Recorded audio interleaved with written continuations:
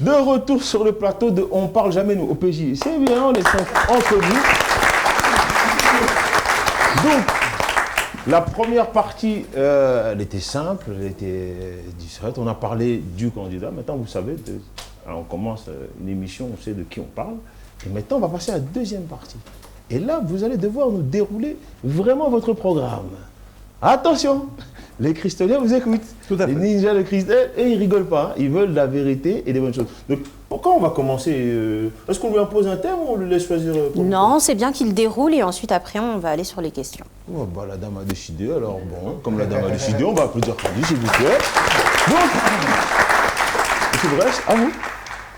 Eh bien donc, si on déroule les 6 grands thèmes que nous avons mis en avant sur notre projet de campagne, c'était effectivement la sécurité et tranquillité, le cadre de vie, qui comprend aussi bien le logement que l'écologie, bien sûr la famille, la jeunesse, la gouvernance, on a abordé tout à l'heure un petit peu, mais c'est important pour moi, la solidarité avec un tissu social, je dirais, renforcé, et puis l'économie, parce qu'il ne faut pas oublier tout ce qui génère l'économie sur la ville, les TPE, PME, commerce de proximité, enfin voilà.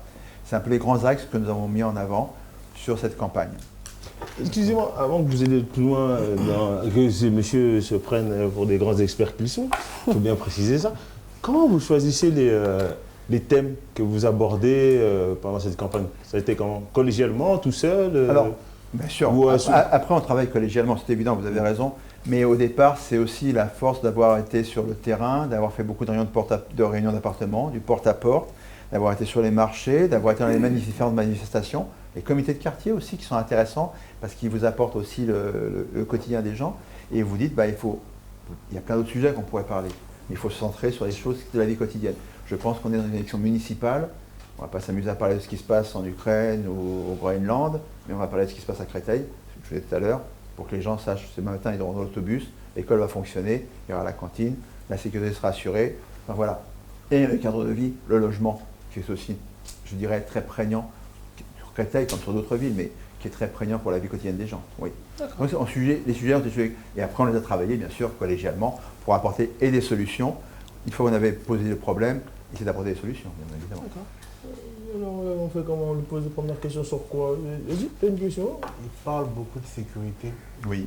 Les Christoliens vous ont dit qu'ils sont en insécurité. Pourquoi beaucoup le thème sécurité revient souvent?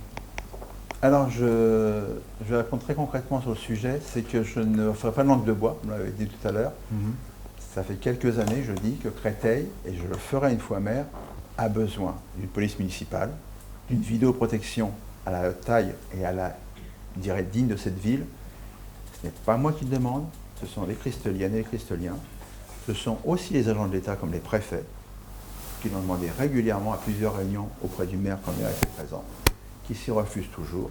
Et je rappelle en un seul mot, Créteil, ville-préfecture, et la dernière ville-préfecture, plus de 90 000 habitants on va dire, à ne avoir ni police municipale, ni vidéoprotection digne d'une ville de cette importance. C'est clair là-dessus. Alors, en tant que... bon, vas-y. Thierry Ebrek, bonsoir. Bonsoir. Et merci de répondre à nos questions. Alors, ce soir, nous allons aborder des sujets d'actualité dont les Christoliens et Christoliennes attendent des réponses. Le chômage, vous avez parlé de l'insécurité. Alors, tout d'abord, vous êtes issu donc des Républicains et vous présentez aux élections procès municipales sur l'étiquette de Renaissance. Cela veut dire que c'est toute la Macronie qui sera de grève. Non, alors déjà, je ne présente pas sur l'étiquette Renaissance, pour l'instant je n'ai affiché aucun. Et l'étiquette que nous avons tous adoptée, c'est liste citoyenne divers droite. Sinon je pourrais vous dire je suis plus libre, Renaissance, Modem, écologie positive, si vous voulez qu'on mette plein de sigles, on peut les trouver. Je vous l'ai dit tout à l'heure, je ne suis pas sous le sigle Renaissance, c'est divers droite, liste citoyenne. Je vais vous expliquer pourquoi tout à l'heure, parce que beaucoup de mes colistiers sont issus sans parti politique autour de moi. Donc voilà. Moi, j'avais une question qui me venait à l'esprit quand vous avez dit plus de caméras.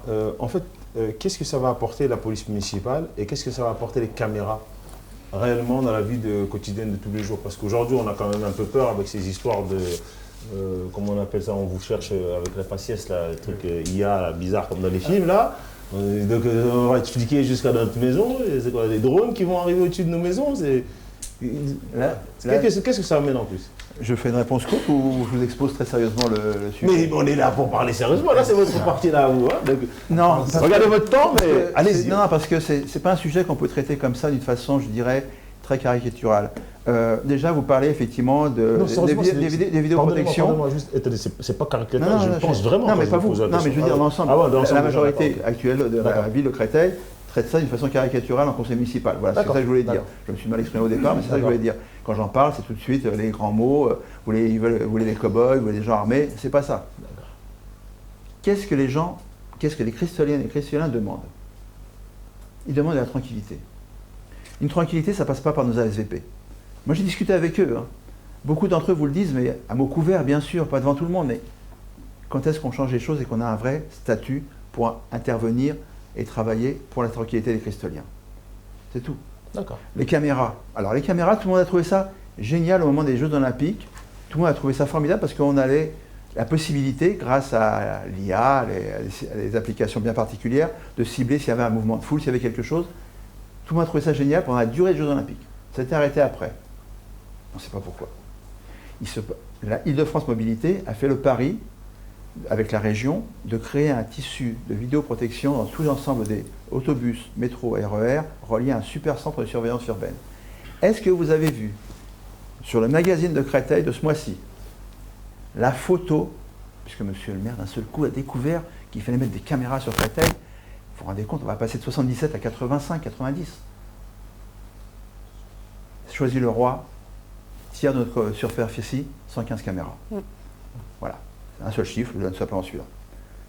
On a un centre de surveillance urbaine, je n'aurais même pas osé publier la photo, quand je vois ce qu'il y a dans les autres villes. Moi, ce que je veux, c'est apporter des tranquillités aux gens, c'est-à-dire que le soir, quand ils sortent du métro, le couloir du métro université, préfecture, soit sécurisé. C'est sécurisé jusqu'à la descente des marches par Île-de-France Mobilité, après c'est du problème de la mairie. Sécuriser la sortie des écoles. C'est tout bête, mais les parents, voyez-vous, les parents m'en ont parlé. Qu'est-ce qui se passe à la sortie des écoles? Il y a des risques, il y a des bagarres, il y a des problèmes de drogue. Les parents ne veulent plus de ça. Ils veulent vraiment qu'on réponde à leur attente à ça. Alors qu'à quoi sert une vidéoprotection? Ça sert à ça. Il y en a devant les lycées, pourquoi il n'y en aurait pas devant les écoles? Pourquoi la mairie ne déploierait pas des agents de police municipale qui ont les moyens d'intervenir, qui ont les moyens d'être présents et de faire ce qu'il faut pour ne pas avoir ce genre d'incident? Pourquoi on n'aurait pas ça à Créteil? Nos ASVP sont juste considérés à mettre des PV. Allons, on est à quel siècle? On est en 2026. La population a changé, la façon de penser a changé, et surtout, la violence a changé. C'est plus la même violence qu'avant. Avant, c'était des coups de poing, on a tous connu ça, un coup de pied dans le sac, de colle. Je pense que c'est à peu près de la même époque pour certains d'entre nous, on a connu ça. Maintenant, on sort un couteau. On sort un couteau. Alors, en vous écoutant, Thierry Helbrecht, j'imagine que vous êtes favorable au projet gouvernemental qui vise à mettre, ou du moins à augmenter les prérogatives de la police municipale. Oui. J'ai suivi les discussions au Sénat et je pense que c'est nécessaire. D'ailleurs, David Nisnard, président des maires de France, a appuyé dans ce sens-là. Parce que je pense qu'il ne faut pas être hypocrite. Et moi, quand j'entends quelqu'un qui a 50 ans d'expérience, un demi-siècle dans sa ville, qui se permet de dire en conseil municipal, les ASVP ont autant de pouvoir qu'un policier municipal, je me demande jusqu'à qui on se moque. Oui, je suis pas favorable à ça parce que... Alors, allez, on va poser le sujet. La sécurité, la police, c'est du régalien. On est d'accord. Là-dessus, on est tous d'accord. Force est de constater que la police nationale n'arrive plus à accomplir toutes les missions de quotidien, de proximité. Ça a été dévolu aux communes. Un bien ou un mal, c'est une réalité. Donc, je le dis très clairement, oui, il faut prendre ça à bras-le-corps. Oui, il faut créer une police municipale et un service de vidéoprotection qui appuiera ça en liaison complète avec la police nationale, avec le préfet, avec le procureur de la République. Une police municipale, ce n'est pas une police privée du maire. Il faut bien mettre ça dans la tête. Les ASVP, dans la configuration actuelle des gardes urbains, c'est quoi exactement sur Créteil? Même le ministère de l'Intérieur n'arrive pas à définir. Ça, c'est une réalité. Oui, alors moi, je suis favorable à ça, je le dis clairement. C'est marrant, vous faites ce parallèle avec la police de proximité. Donc en vrai, si j'entends votre propos, il faudra me le corriger si je me trompe, la police municipale fera un peu ce travail de proximité, donc d'information, si on doit arrêter quelqu'un, on peut arrêter quelqu'un, etc., pour soulager un peu la police, nationale qui, elle, aura d'autres missions beaucoup plus... Vous êtes comme moi beaucoup plus dures. Très attentif à la vie des Christoliens, et si vous faites comme moi, je suis certain que vous l'avez fait dans votre préparation de l'émission de ce soir, combien de fois avez-vous entendu les Christoliens dire on appelle la police nationale, on a un gros commissariat sur Créteil, et on nous dit qu'il n'y a qu'un seul véhicule en service et il n'est pas disponible. Ils ne viennent pas pour intervenir sur un meurtre ou quelque chose comme ça. On demande qu'il y a un problème intrafamilial, ça a explosé sur Créteil. Les problèmes intrafamiliaux ont explosé. Comme la population. Comme la population, mais sur d'autres villes. Mais je parle de ma ville de Créteil, moi. Excusez-moi de ne pas parler comme la population à Créteil, les problèmes intrafamiliaux ont explosé. Est-ce que vous croyez que de faire venir un équipage de la BAC qui va essayer de faire pour le mieux, qui va rester 10 minutes, il va repartir, est-ce que c'est vraiment utile? La police municipale a cet avantage-là, c'est qu'elle peut rester sur place, elle peut revenir, elle peut intervenir régulièrement. Et ça, c'est important. Alors, je ne vous dis pas que créer une police municipale sur Créteil, ça va se faire en 5 minutes. Ça fait 50 ans que ça n'a pu être fait. Moi, je vous propose, c'est sur un mandat de 6 ans. J'ai 6 ans, 7 ans même, si on considère qu'on ira jusqu'en 2033. Donc oui, on aura des étapes pour créer cette police municipale.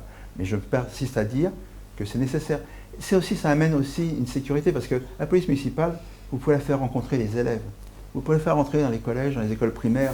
Ils peuvent discuter, apporter, expliquer ce que c'est, les dangers de la vie de tous les jours. Ce qu'ils ne font pas forcément, et ce n'est pas le rôle des professeurs, mais ça peut être le rôle aussi du maire d'intervenir dans ce sens-là. La société a changé. Nous devons en tenir compte.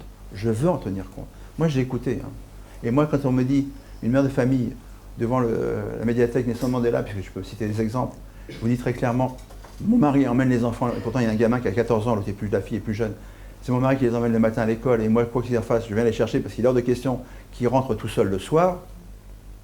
C'est qu'il y a un problème. C'est qu'il y a quelque chose que les parents eux-mêmes ressentent. Donc effectivement, nous devons intervenir. Ça résoudra tous les problèmes? Peut-être pas, mais ça apaisera beaucoup de choses. Et ça, je tiens. Je vous assure, la sécurité pour la tranquillité.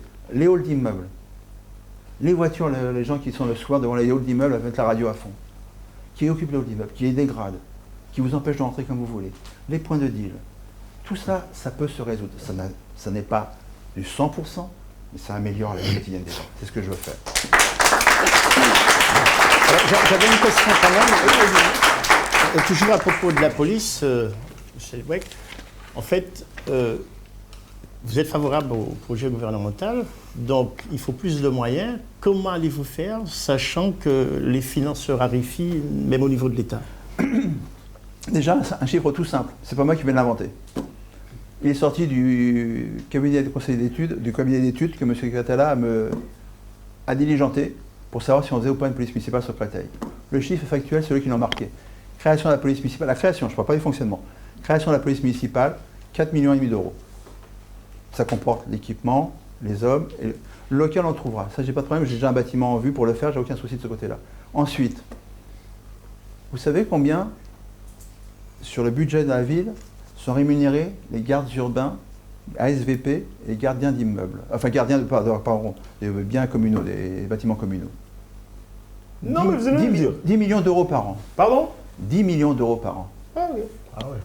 Ah oui, c'est pas un petit budget. Donc imaginez avec ça ce que l'on peut faire. Et je vous assure, en dehors d'apporter la tranquillité aux Christoliens, je peux vous garantir que dans l'équipe actuelle de la SVP, il y en a beaucoup qui ne demanderaient pas mieux que de basculer en tant que police municipale. Parce que le paradoxe est qu'on forme des agents de la SVP en police municipale et qui après quittent la ville pour aller ailleurs. Donc vous voyez, le projet, et après ça, trouver de l'argent. Vous avez la région qui aide. Vous savez qui a financé toutes les caméras de Choisy-le-Roi? L'État, le gouvernement. Qui a financé le centre de vidéoprotection? La région. Qui a financé les équipements des voitures, ainsi de suite? Une partie du territoire du sud-est, là-bas, du territoire de Choisy-le-Roi. Créteil, le président du territoire, vous connaissez, il finance des voitures pour la police municipale d'Ormesson ou de Sucy et des motos, le refusant à sa propre ville. Là, je sens que ça chauffe. Ça envoie direct. Mais, alors, d'accord. Police municipale, La formation, comment ça se passe? Parce que nous, on ne veut pas des cow-boys dans nos rues. Hein. Ah oui. Attention, hein. Alors, On va plus être d'accord avec vous, monsieur le maire. Hein. Attention, hein. moi je ne suis pas d'accord. Si vous êtes maire, Moi, je suis hein. pas d'accord non plus. Non, on ne veut pas des Je ne suis affaires pas d'accord où, non plus. la police municipale, ça devient des cow-boys. J'ai déjà autour de moi des personnes qui m'ont rejoint, qui m'ont porté leurs conseils, qui sont eux-mêmes PM dans d'autres villes du département, qui connaissent bien le fonctionnement et qui m'ont apporté ce qu'on pouvait faire et ne pas faire. Parce qu'effectivement, vous avez raison sur un point. Faire des cow-boys, c'est la plus mauvaise image que vous pouvez donner à la ville. Et je peux même vous garantir, le pire de tout, c'est que c'est le meilleur moyen de perdre la ville le coup d'après. Parce que les gens ne l'apprécieront pas. Moi, ce que je vous propose, c'est une police municipale qui va rayonner sur la ville, qui va être proche, proximité des gens, qui va rencontrer les gardiens d'immeubles, qui va rencontrer les commerçants. C'est ça leur boulot, c'est ça leur intérêt. C'est de savoir ce qui se passe sur la ville et d'apporter une forme de sûreté, de tranquillité. C'est le seul moyen de faire ça. Et là, la police vous la respecter. Parce que même les jeunes vont la respecter. Du moment qu'ils ne sont pas là, comme vous dites, pour jouer les cow-boys. Ah oui. Mais par contre, c'est vrai. Moi, je ne dis pas que je vais mentir aux cristoliens.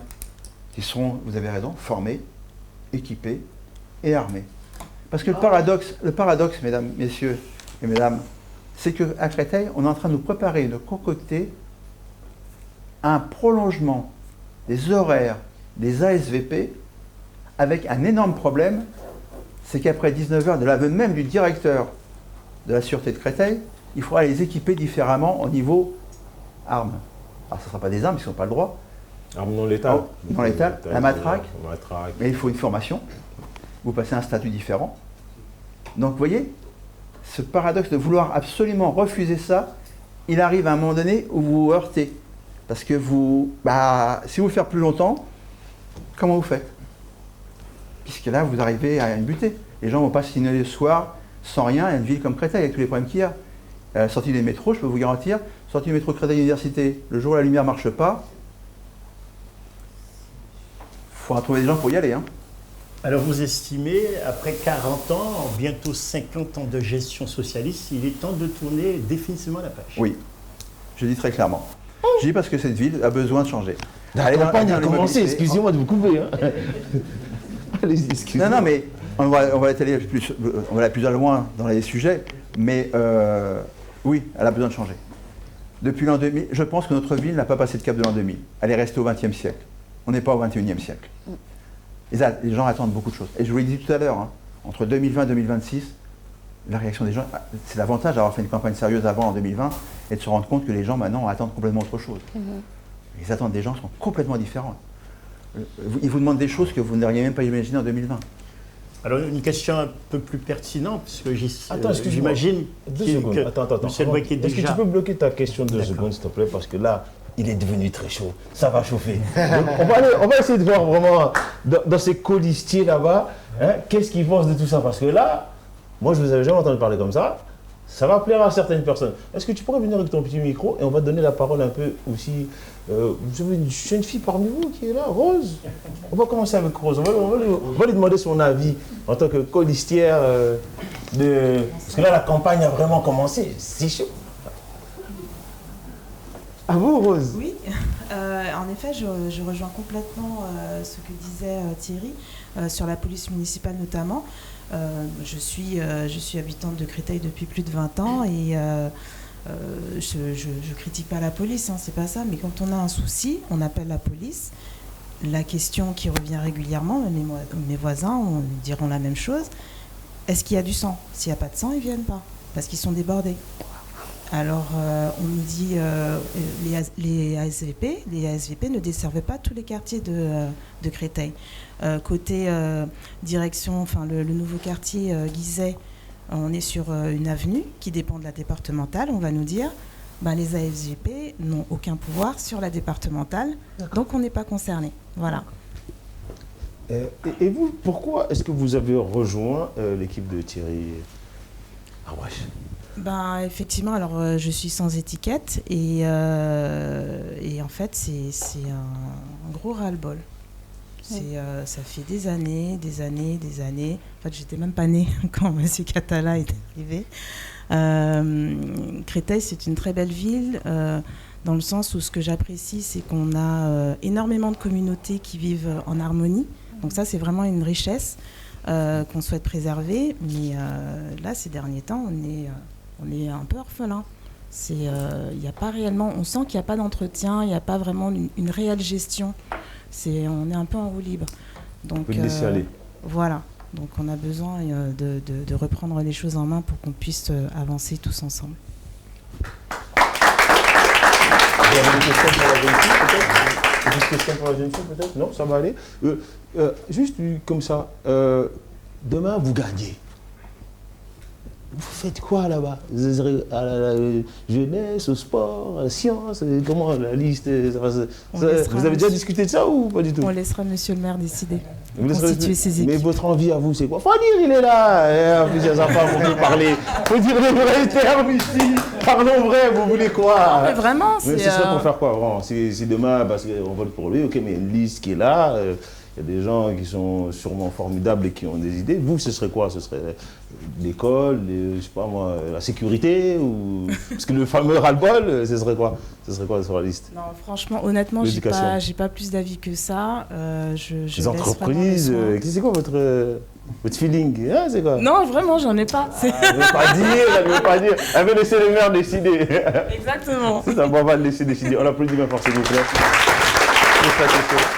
Je crois que vous êtes déjà dans les starting blocks. La campagne a déjà commencé. Alors, quels sont les moyens dont vous disposez pour mener à bien cette campagne? Les moyens, mon énergie maniaque, mon envie de changer la ville. Ça, c'est le plus important, c'est ce qui vous transporte. Permettez-moi. Mais l'argent de ma femme, faut pas oublier, c'est important, c'est important. Mais effectivement, et c'est aussi un problème de moyens. Nous avons un avantage énorme dans un pays démocratique comme la France, de permettre à des candidats qui n'ont pas forcément les moyens d'un cabinet ou de choses existantes en place, de quand même faire une campagne très sérieuse et très digne. Parce que bon, c'est vrai qu'il faut mettre de l'argent de soi-même, c'est que l'Holistier amène de l'argent, ça nécessite peut-être effectivement des prêts, des choses comme ça, mais ça nous permet, si on fait une campagne sérieuse, d'avoir les moyens de la faire, aussi bien en moyens de tract, d'affiches, que de réseau, que de relations. Mais vous savez, sur une ville, le plus important de tout le reste, on peut coller et on colle, mes équipes sont fantastiques là-dessus. Ils collent les affiches, on distribue les tracts, on rencontre les gens. Mais le plus important, c'est ça, c'est le contact. Les réseaux, c'est très bien, c'est formidable. Mais est-ce que c'est ça qui fait forcément tout gagner? Ou la connaissance du terrain et que les gens vous reconnaissent?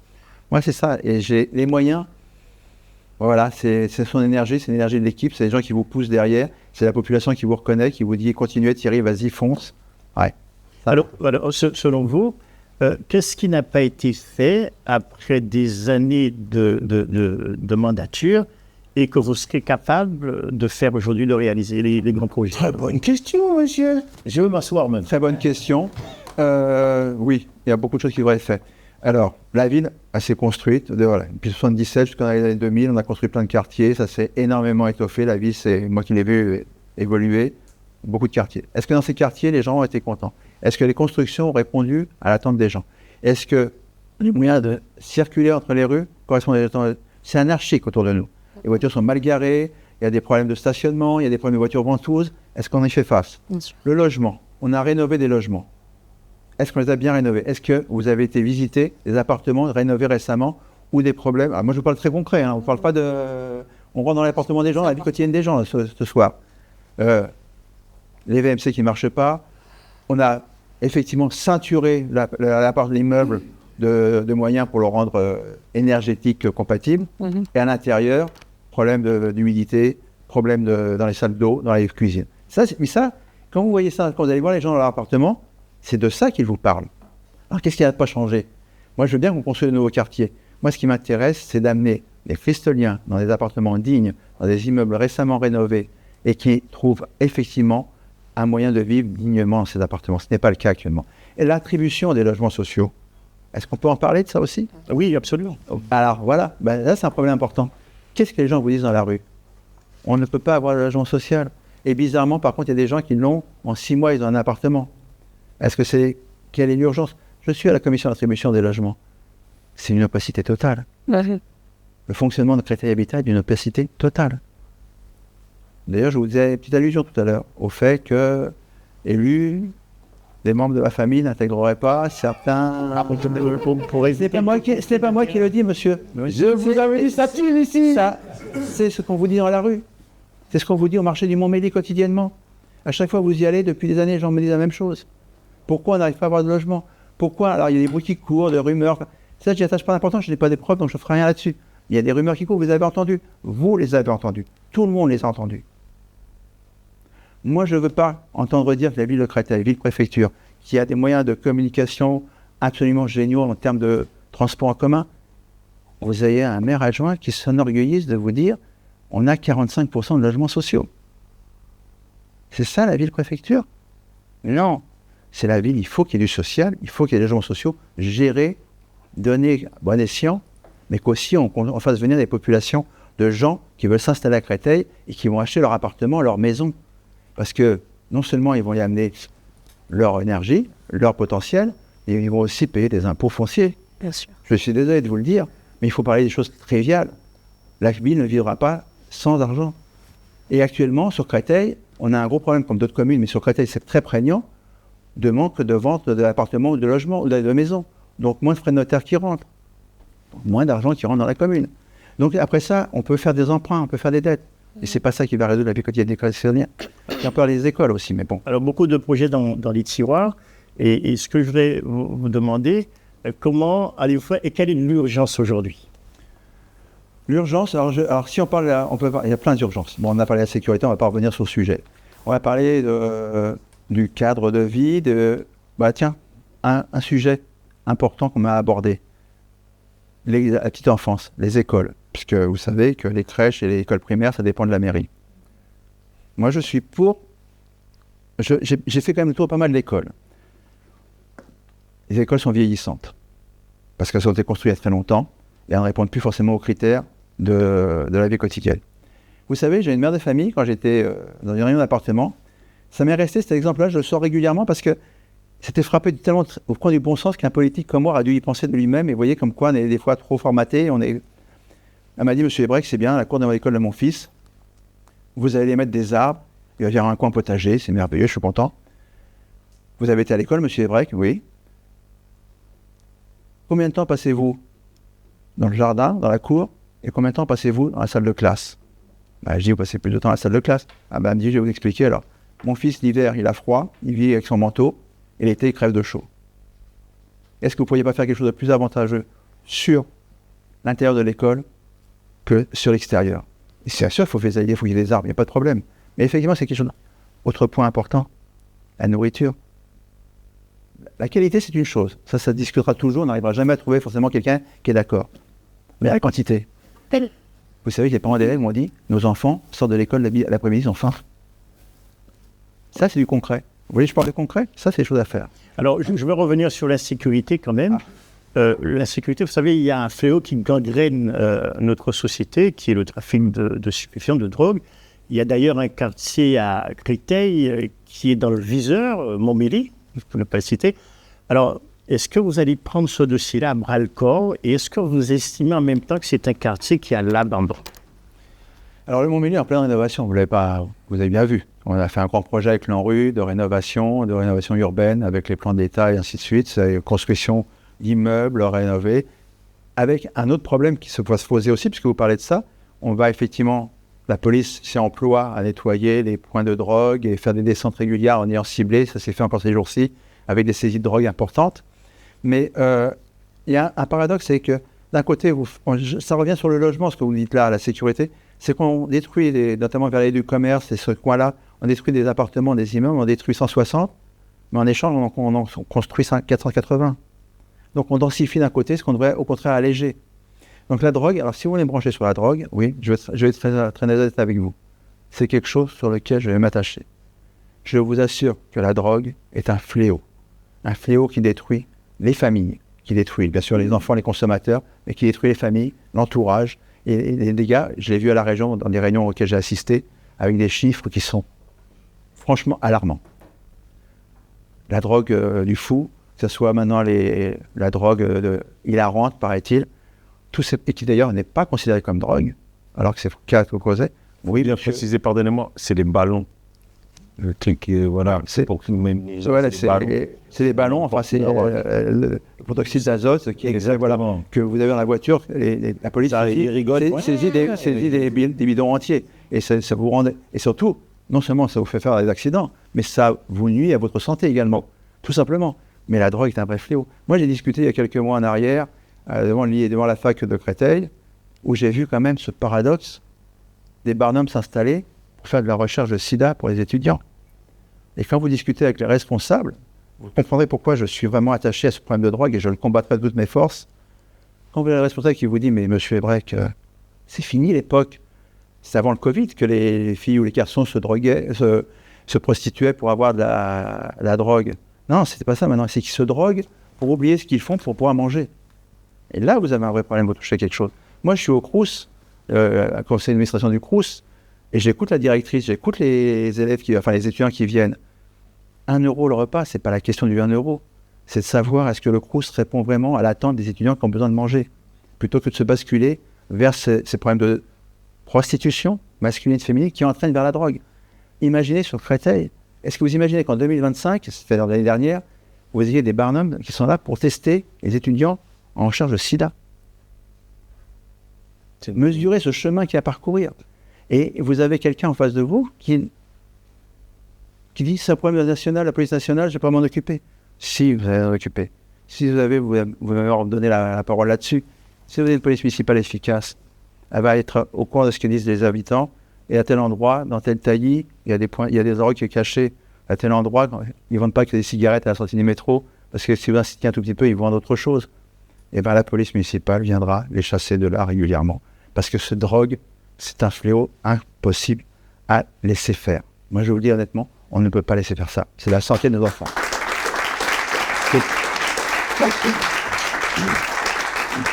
Alors là, mon petit ninja, ça commence fort. Premier candidat, là, il est chaud. À vous de faire votre avis. Là, on va faire une petite pause. On va bloquer 2 questions, parce que dans le déroulé que vous avez parlé de ces fameux ballons, parce que c'est vraiment un vrai fléau, parce que c'est pas catégorisé. C'est pas comment on peut gérer ça. Ça crée des paralysies, ça crée des choses comme ça. Et c'est même plus dangereux que fumer un joint ou d'autres choses. Donc, j'aimerais bien qu'on aille là-dessus. Et quand vous avez parlé d'argent, 40% de logement social, mais que maintenant on veut de nouveaux gens. Mais pour les anciens, est-ce qu'il n'y a pas des formations pour qu'ils puissent sortir de ce carcan social? Comment est-ce que l'emploi des jeunes, comment ça va se passer, l'emploi des seniors? Donc on va en parler juste après. C'est nous faire des publicités. D'accord. Je vais chauffer, c'est bizarre. Et c'est ça, tu sais rien. Dis ça pour la suite.